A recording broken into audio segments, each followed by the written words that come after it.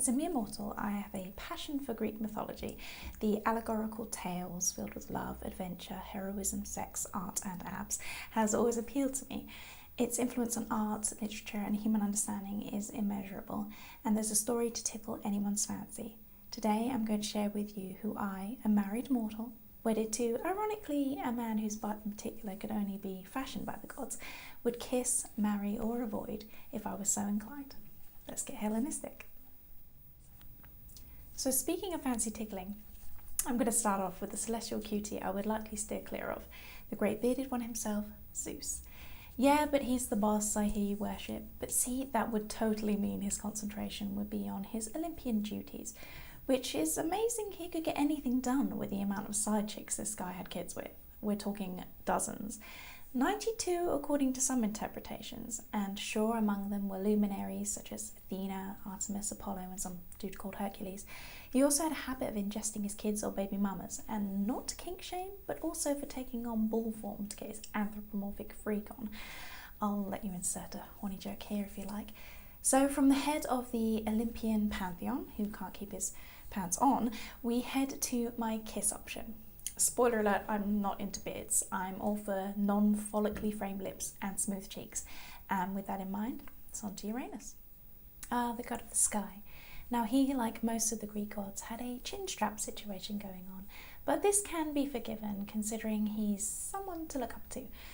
Literally, he is often depicted as an older man, but with a heavenly physique, and well, forced castration aside, he does have some interesting family dynamics to consider as well. Variations on the myth state that he was hitched to his mum Gaia, mother of the earth. Try competing with that. Also, his offspring that he got from his mama leave a little bit to be desired, actually a lot. Chief amongst them are the 3 Cyclops, the 12 Titans, and somehow, even more frighteningly, the Hectonocheires, or the 100-handed ones.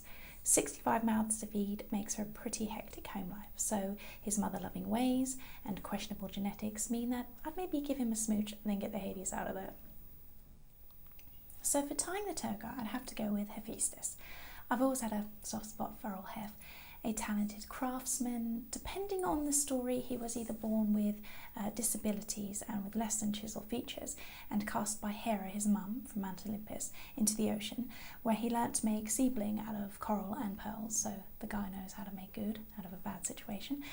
Or he pissed off Daddy Zeus, who hasn't, when he sided with his mum during a slanging match about where Zeus had been throwing his thunderbolts lately, if you know what I'm saying. Zeus got pissed and threw Hef off of Mount Dysfunction and thoroughly screwed up his legs. Either way, I can understand his parental issues. The least they could do would be to hook him up with the hottest goddess of all, Aphrodite. Of course, if you're going to get pedantic about it, he achieved this by holding his mum hostage and tricking his dad into arranging the marriage. As shady as that is, Aphrodite done him dirty a whole bunch, so she got hers, I guess. But questionable hookups aside, the god was a hard worker. Among other things, he was a blacksmith, so he was the go-to guy for weaponry, armour. So come skirmish time, he had the gear.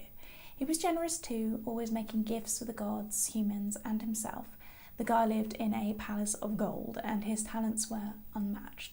But unlike some mortals with abodes of gold I can mention, he was humble and content, despite his physical disadvantages.